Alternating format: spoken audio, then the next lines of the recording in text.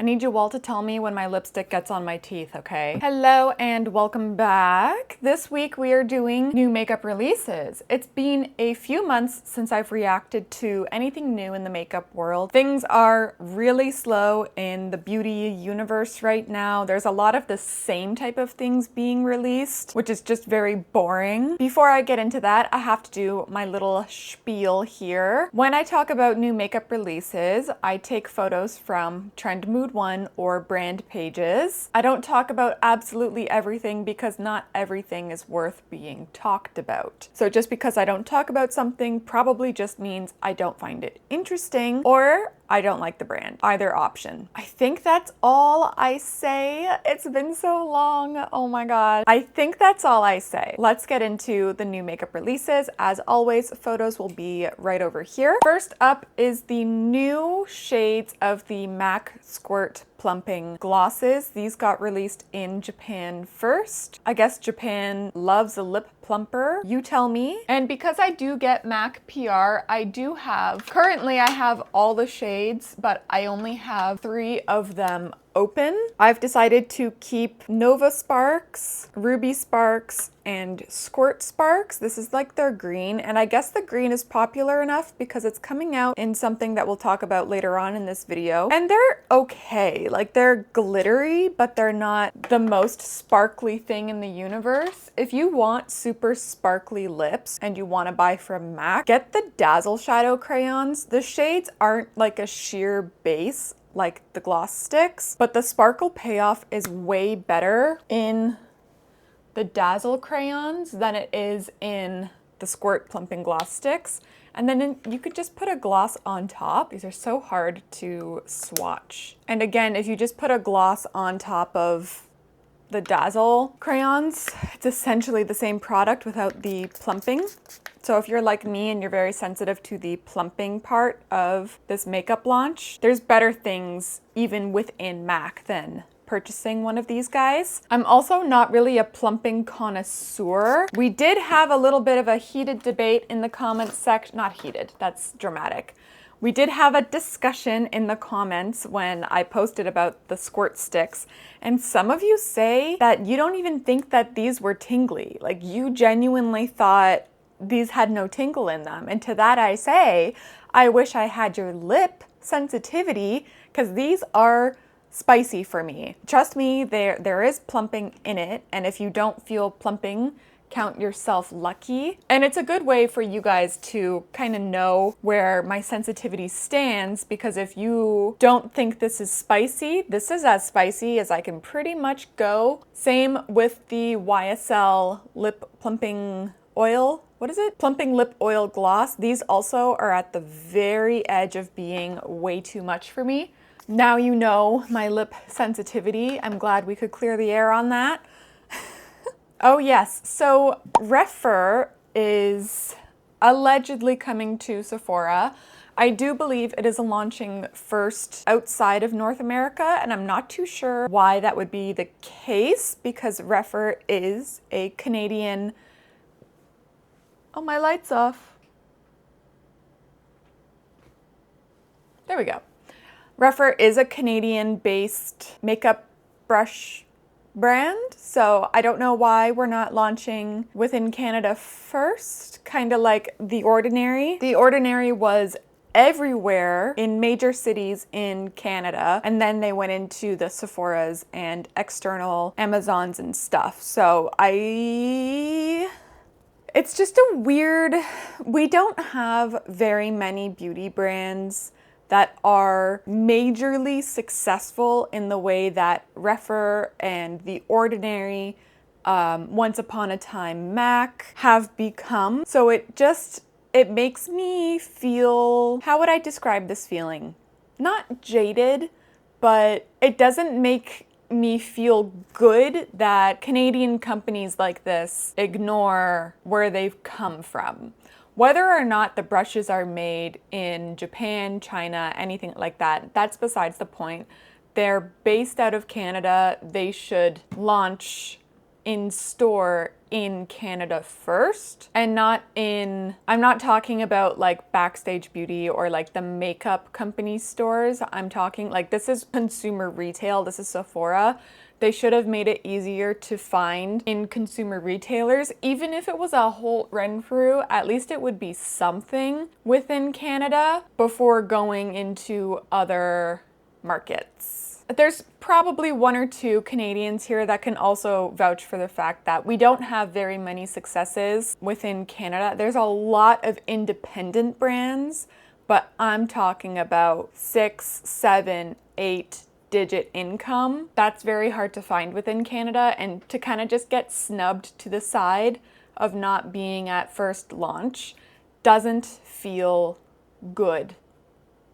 This is very intriguing to me. Funnily enough, I am wearing a, it's not Haus Labs. I'm wearing the NYX Lip IV Hydrating Gloss Serum, but it's also a lip stain. I forgot to say that the Lip IV was PR, but it transfers. But these are supposed to not transfer. The transfer is this like sheer coating that looks like lip gloss, but it's not a lip gloss. Similar to that very old school two-step, I think it was L'Oreal when I first tried it back in the day.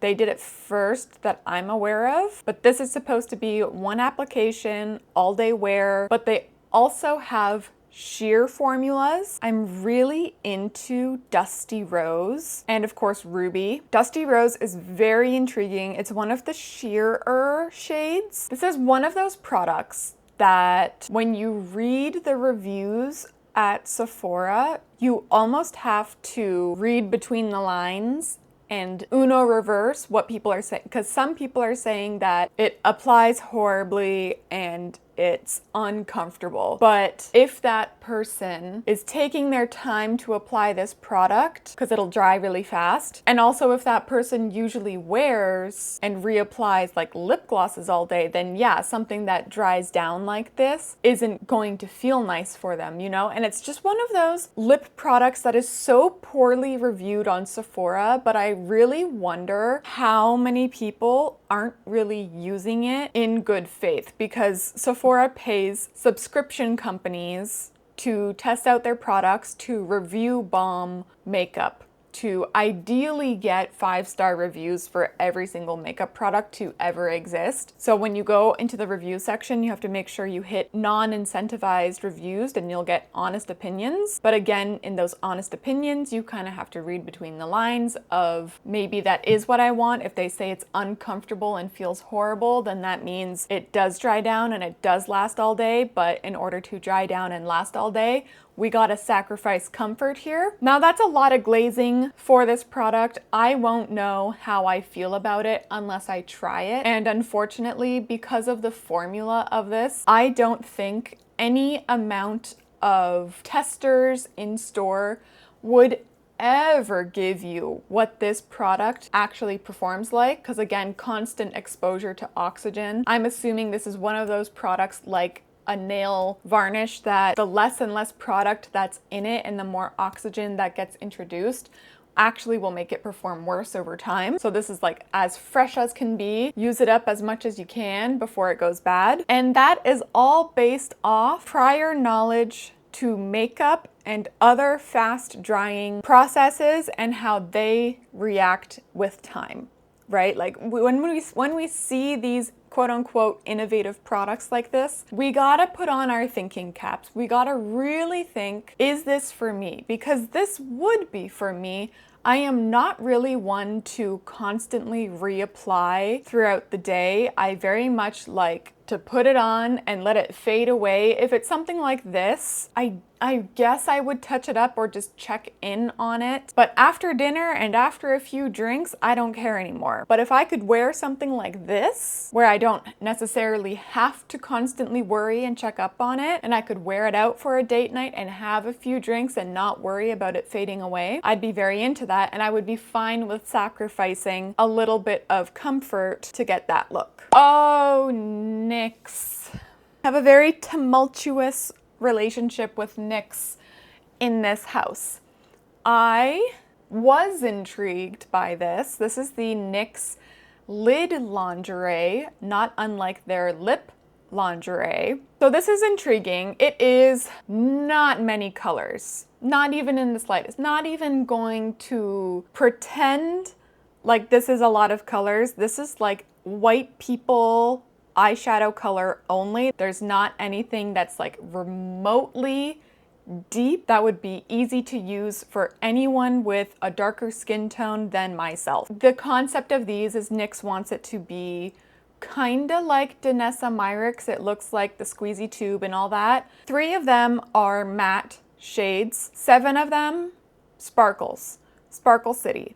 I'm assuming they want this to be like a garage door, you know, all over the lid, walk out the door kind of look. I don't think they want you to like blend it and be fancy. But the shades that they do have launched are odd. Again, when we take into consideration the global skin tones, it's odd. But I was like, you know what? There are some intriguing colors. The metallic shade Granite Grind is kind of like this greeny concrete color, which was very intriguing, especially from a drugstore brand. And then, of course, if you know, number 10, Lacy Lilac, also intriguing. This like purple that has a very clear blue frost in it, probably a duochrome shade. But again, I live in Canada, so I know it's NYX. I went to Shoppers Drug Mart because I was like, okay, let's just see what's available. 10 shades. I would assume we would have the whole shebang. It's 10 shades. How much space on the NYX display would 10 shades take up? I've seen OPI come out with dozens of shades for a nail polish stand. Those, you know, those little pop-up cardboard things. We got 6 shades. The shades we're missing, the ones that I'm the most interested in. So that's great. Love that. So I won't be trying this. I won't go looking for it. Speaking of a lip gloss that is also a lip stain, MAC is coming out with the Lustreglass lip glossy tint things. Somewhat identical packaging to this NYX one, where it is a bullet pill type of packaging, but in the MAC black and silver and a see-through window. The shade range, questionable shade range. A lot of the shades, duplicates. Don't know what's going on there. But it was supposed to be Korea exclusive. And MAC has Korean and Japanese and like Chinese products that are just for that country. The glow up, not glow up, tone up serum thing that would do very well globally is Korea exclusive from MAC. This was supposed to be Korea exclusive, and I don't know why it's launched outside of Korea now. It's supposed to be launching on the 2nd. So are the lipsticks. Oh boy, the lipsticks. The Lustreglass lipsticks are relaunching August 2nd. I think in Europe, you guys already have the new Lustreglasses, and they are quite different now from what I've seen from the MAC gals swatching away at their stores. I have seen Alone Time. I did a little vlog last week, I think, last Sunday, about going out and buying a backup of Alone Time, because I've seen the swatches and it is very different, not just in tone, but in formula. I've seen that these new Lustreglasses are more sheer, they're more sparkly, and I don't think of the Lustreglasses as being a sparkly lip. Some of them do have a sparkle, mica, whatever in it, like Thanks It's MAC. Where is she? Where are ya? I just got this with the blush. Oh, she's filthy. Ignore the fluff that I just wiped all over it. See how there's sparkle in Thanks It's MAC? There is this like subtle shine in the Lustreglasses, but when I've seen some of these shades swatched, they're like practically frosty. And I don't know if that is just shade depending. I could be making you panic for no reason, okay? Unless I were to see all of them in person on my arm, I won't know how much the shades have changed. I do get MAC PR, MAC Canada PR. I hope that these come in PR. They don't usually send one of everything. I really don't know if they will send one of anything. Of everything. Okay, editing Claire jumping in here. Just enjoy these arm swatches of the new Lustreglasses. I did not explain this properly. I got a little sidetracked in the story I'm about to tell. There are so many new launches or relaunched products this year from MAC. They don't tend to send one of everything for every single product because they are guessing and picking and choosing what products will be the quote-unquote viral thing to talk about. For example, they did send almost every single one of the new talc-free blushes. They did not send the lip gloss cushions. They haven't sent the revamped skincare line. So there are products that I don't receive in PR that do get released that they assume aren't as interesting as like the lipsticks, the blushes. So I don't want to say that I will or won't be getting the Lustreglasses because they could send the lip tint version instead of the lipstick version. You know, I get a little sidetracked at my upcoming story, but that was my point. My point was just to reflect that things get picked and chosen to send out in PR, that they on their marketing team have to decide what will be the popular product for the internet to talk about. This comment sits in my head all the time. I actually never go a single week without thinking of this comment from a MAC employee. It was at some point in November last year, someone commented something about a reformulation coming, and one of the MAC girls commented, I should have taken a screenshot, ominously along the lines of, there's so much coming in 2026, y'all aren't ready. And I think about that comment all the time because it has been true for MAC this entire year because of the formula regulations changing in 2027 for a huge portion of the makeup market. Every month there's been something from MAC that has changed, revamped, or been discontinued consistently. I think about that employee's comment. I don't know if they were supposed to comment that, but I've thought about that comment all the time this year because every time I see something MAC pop up on Trend Mood 1, I'm just like, oh, they were telling the truth. The employee wasn't lying. It's just so funny to me. And again, like I said in my vlog about the Lustreglasses, unfortunately, if you do live in Europe, it's too late for you to get a backup of anything because they completely took it off of the MAC European websites and then they only put back the new formulation. So the old formula, I don't know where it's going to some discount store maybe. But if you're still in North America, this goes live on Thursday. I'm hoping by the time you guys see this, Lustreglass is still on the Canada, Mexico, USA website for MAC, and you can still buy any backup that you want. Heed my warning, I am not a believer in buying backups. It is a slippery slope into buying way more than you need. The only thing I condone buying backups for is mascara,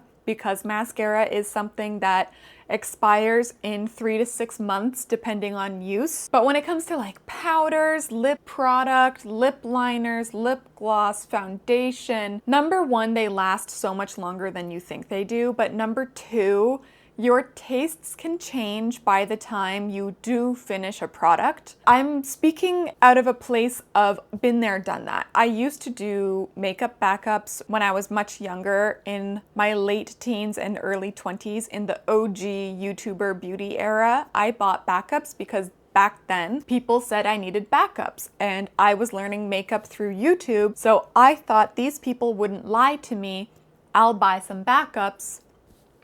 And it took forever to get to those backups. And by the time I got to the backups, I hated the product because I didn't like it anymore because either my skin changed, so the product didn't work for me, or I no longer cared for the brand because it was just a time of scandal. So by the time I would get to my backups, I wouldn't even want to use the product anymore because I hated the brand. So if you're going to buy a backup of any of the Lustreglasses, really sit and really think if you want to buy a backup. I do not condone it, but I did it for alone time. The shade alone time, not the actual aspect of alone time, the Lustreglass shade alone time. This was very intriguing to me. Have I found a perfect cushion foundation? No. Was this year the first year that I even purchased cushion foundation?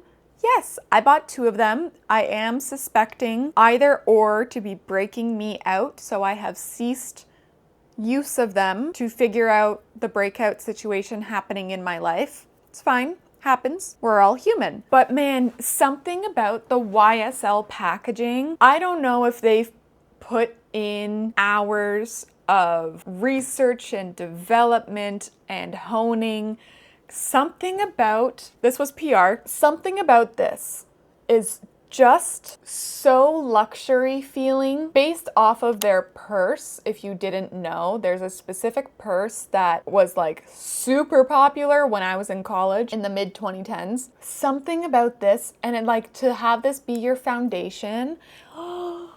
Ooh, love it. The only thing, I know it would make the foundation much more expensive, is if the outer cushion matched the shade of the foundation like it does with the blushes. That would be stellar. I understand that that would probably add another $30 onto the market price of the foundation. It was released today, but all the shades that would be for me are out of stock. Womp womp. You guys tell me, because I feel like this cushiony design that YSL does now is so divided on the internet. Some people hate this.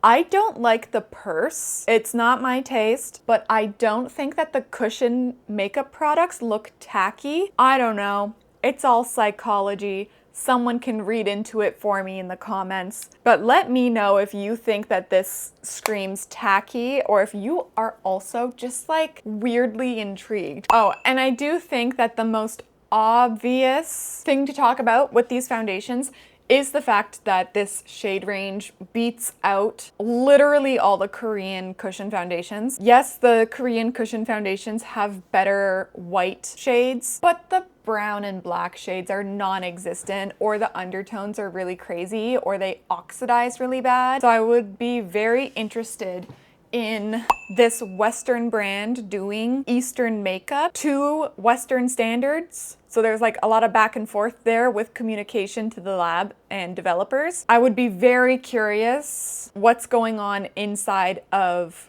like the Korean cushion foundation companies now, because they had the opportunity to jump on the trend of everyone wanting a cushion foundation over here, and they dropped the ball. Tear weirdly oxidizes, so Tear's formula itself kind of like sucked. This is just so intriguing and juicy to me that this is like happening. I don't know, I would love to be a fly on a wall right now, listening in to these companies possibly freaking out at the fact that they've now lost the opportunity to come in with cushion foundations into like the US and Canada and Europe and stuff. The only thing they would be able to do is price point would be the only way to win consumers if it performed just as good or better than the YSL. Oh yeah, was this released yet? Is it going to be released soon? It's not on Sephora, so I think we still got time.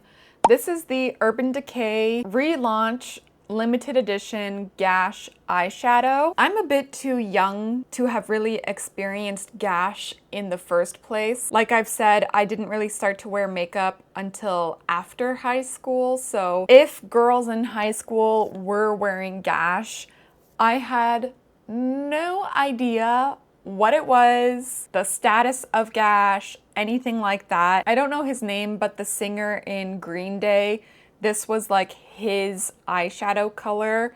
Whoever, I don't know if he decided to wear it all the time or if he had a makeup artist show him the color and he just liked it so much he made it a staple. Here's the thing. I remember a certain someone said that this Marrow shade was supposed to be a dupe for a certain cult classic eyeshadow shade when this was released. So I have the alleged dupe for this. I'm sure there were comparisons to an actual archival Gash that they were doing. Even though this seems so up my alley, everyone around me online is like, oh my god, it's so iconic, oh my god, la la la la. But I wasn't there in the first place, so this is kind of like a nostalgia launch that I have no nostalgia for, even though I was there. I just didn't know what was happening around me because I wasn't wearing makeup. Does that make sense? It's a weird feeling of I know I should be excited about this and I know I should care about this, but I kind of don't care. Blasphemy. I kind of just don't care at all. And I don't know. I don't know if that means I'm a very strong-willed person and I can't be kind of talked into caring about a piece of makeup. If I don't care, I don't care. Or if that means, I don't know, because it's not makeup history. Like, it's a piece of makeup that has a history, but this product is not part of makeup history. You would have had to buy Gash in 2008 or whenever it was popular, and that Gash was part of makeup history. This one has nothing to do with it. This is just jumping on the nostalgia bandwagon of everybody begging on their knees for Urban Decay to please come out of the shadows and stop doing clean girl makeup and please get back to the grungy scene that they once started with. And they're like, here, damn, have some Gash. Do you like us now? That's what it's giving. Ooh, that was a sassy take.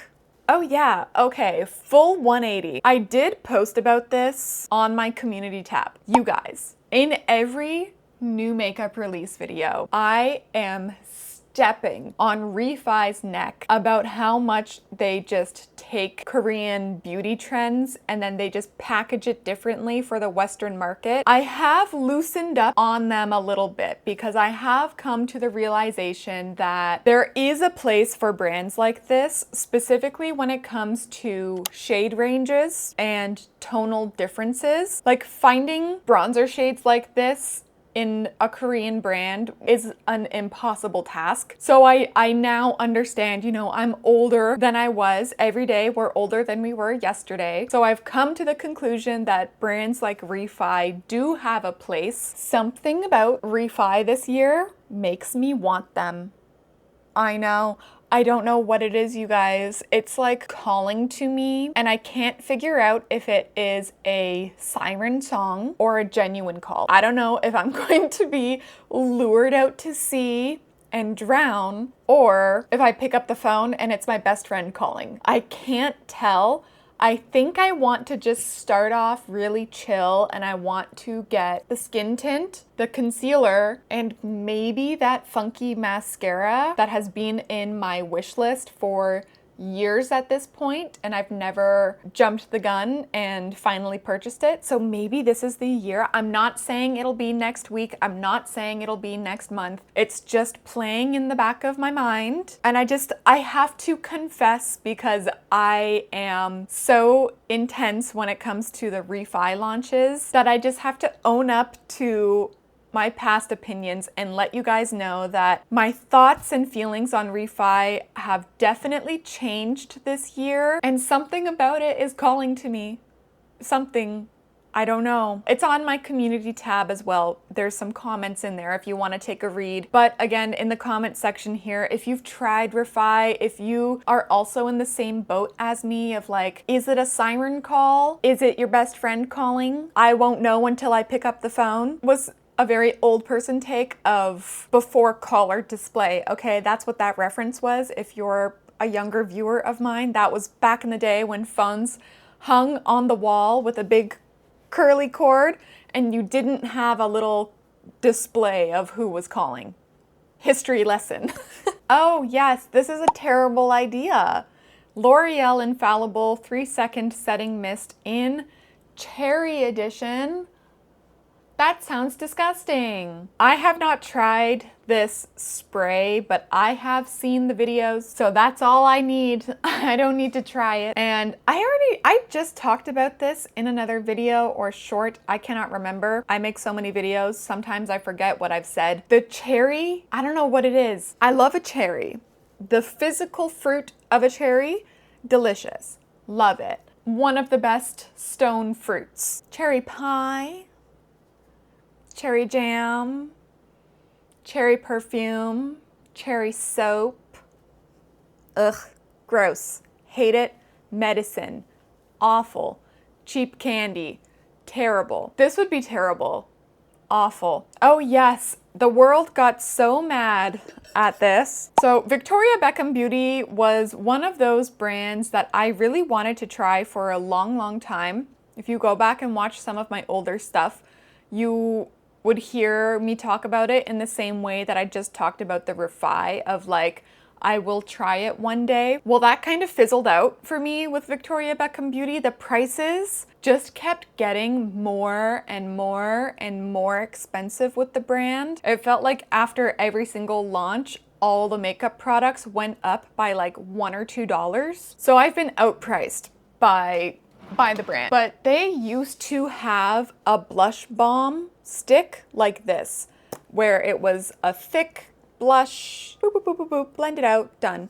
They discontinued the big boy. I think it was a little bit smaller than this. This one is huge. This is 7 grams. I think theirs was like 5 grams. They discontinued their big blush stick to release a blush pencil. They already have, I think, a stupid contour stilo, and they did it again with the blush. I don't know, maybe it's just one of those never-ending product formulas that it feels like you're using so much, but it's so emollient that you actually aren't using anything at all. I don't know. And it was a big miss online, and I saw a lot of opinions, let's say, of people being like, why have you done this to us? And they also got rid of some fan favorite shades. I think that was also part of the disappointment with this. Also, please tell me if you would wear a hot pink blush like this. I know that we are kind of getting back into color in our cosmetics and not the same old, but a hot pink blush like this? I don't know, maybe the super wealthy have different makeup trends, but hot pink for a blush tone. Oh yes, okay, so One Size came out with this basically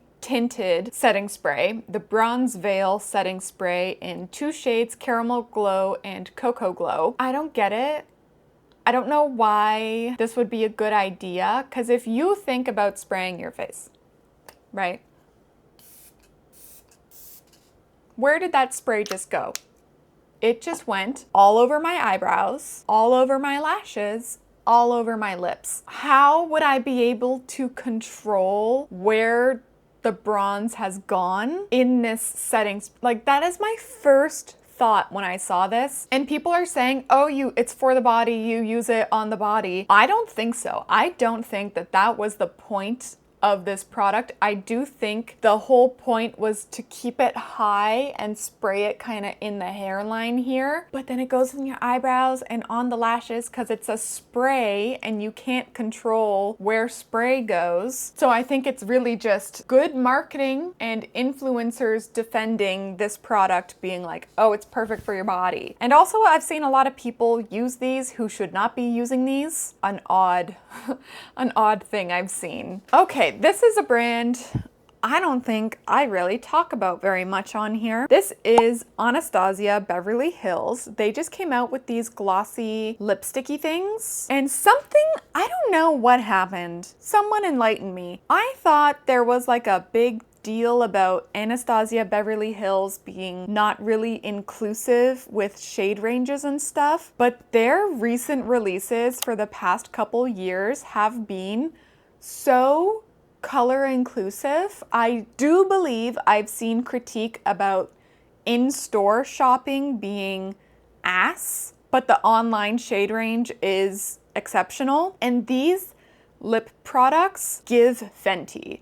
This is giving super saturation, low saturation, a lot of color, a little color. It is a fantastic shade range in this lip product. There's a couple shades that intrigue me in this. Will I pick them up? I don't know, probably not. Same thing with their lip liners. They came out with a huge lip liner extension, and those have also been slowly calling to me. Whether or not I'll get them is up for the future. So apparently 2026 is the year of foundation launches, and that does make sense because the regulations include ingredients that are used heavily in foundations. But this launch, I got things to say, and they're opinionated. Hung Mango as a brand also calls to me. I love a red. Whatever the color card is, the hex code of the Hung Van Gogh red is so iconic to me. I love the packaging that the brand does. I know a lot of people don't, but I love it. Now, I've given them their flowers, and now I'm coming for them. So the concept of this is it is all neutral tones. It is still medium full coverage. It's still a blurring foundation. It's all neutrals, and the brand has kind of come out and been like, everyone knows how to color correct, but now we're trying to simplify foundation and only give you neutrals so that you can adjust as needed with the rest of your skincare, or like your, sorry, not skincare, your makeup routine. Take a look at these arm swatches. Take it in. If you're an artist, use your artist's eye. I'm now going to put on screen all of the gradients of the shades of the models. I'm going to read word for word from one of the posts, one of the launch posts on Instagram from Hung Van Gogh Beauty. Let's talk shade matching. Red Carpet Skin Luminous Foundation comes in 38 shades, but it starts with 8 depths. First, find your depth, how light or deep your skin is. Then, choose your shade within that depth. All shades are grounding in neutral to enhance, not mask. No guessing. No yellow or pink undertones to navigate, just neutral, nuanced, you. Red Carpet Skin Luminous Foundation coming 7/13 to Hung Van Gogh Beauty at Sephora and Sephora Canada. How can these be neutral when there is no ultramarine pigment in the foundation? This only uses iron oxides and titanium dioxide. How can you make a true neutral shade without all the shades? Because neutral is the balance between the red, blue, yellow, black, white, green pigments in the skin. I'm calling it now. These are yellow. These are orange. These are not neutral. They're most likely as neutral as can be with using iron oxides and titanium dioxide, but they're not using every single pigment that's in human skin to make their neutral shades.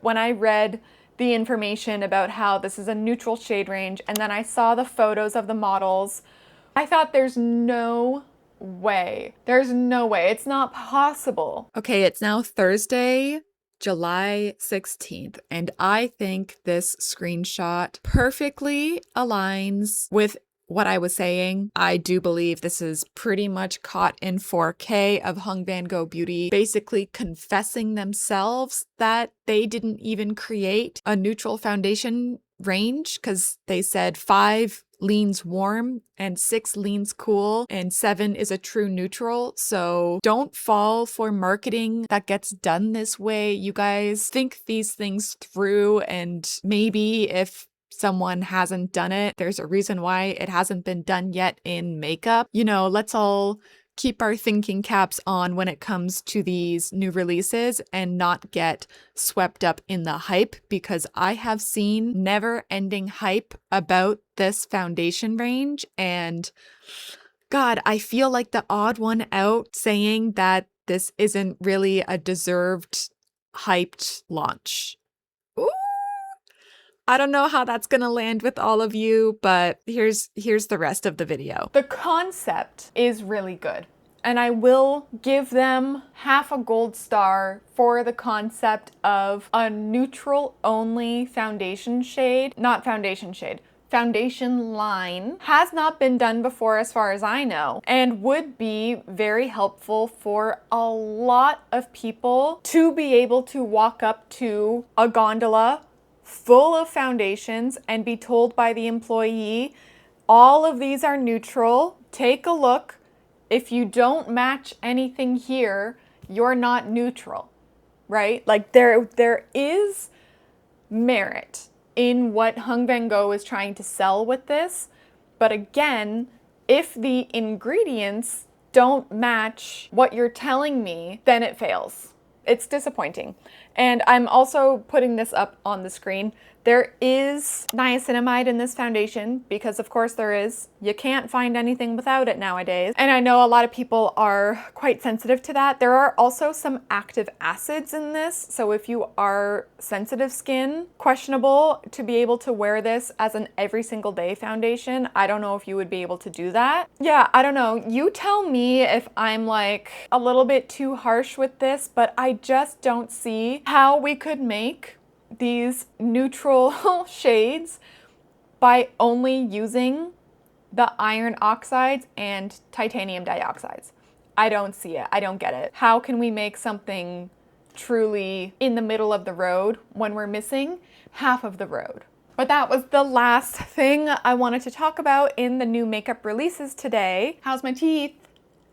Did I have lipstick on my teeth at any point? I hope you didn't lie to me. Let me know your thoughts and opinions as well. I love a good discussion in the comment section. If you liked this video, give it a like. If you liked me, thank you so much. You should consider subscribing so I can pop up in your feed more often. You can also follow me on TikTok and Instagram. Both are Claire Cuckoo as well. Everything on my face is in the description box down below. And I will see you in my next video. Bye.